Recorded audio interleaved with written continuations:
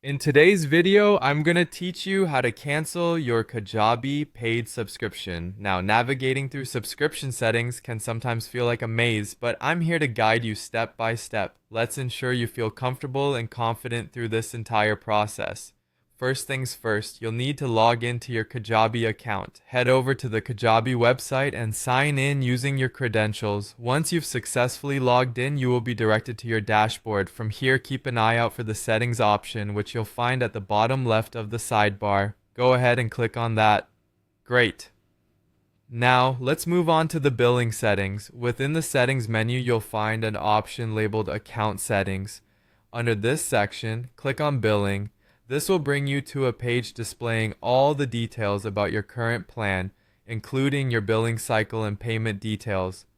Take a moment to review this information so you have a full understanding of your subscription before making any changes.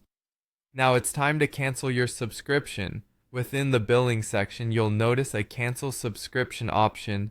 Click on it and be prepared to follow the prompts that Kajabi provides. The platform might ask you for your reason for canceling, which can be helpful for them in terms of improving their service.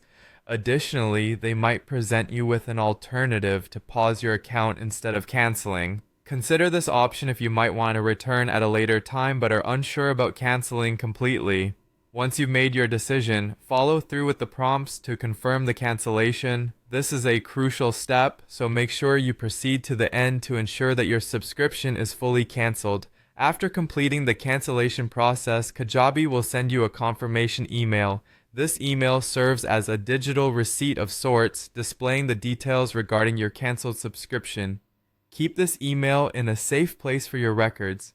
It's important to note that even after you cancel, your account will remain active until the end of your current billing cycle.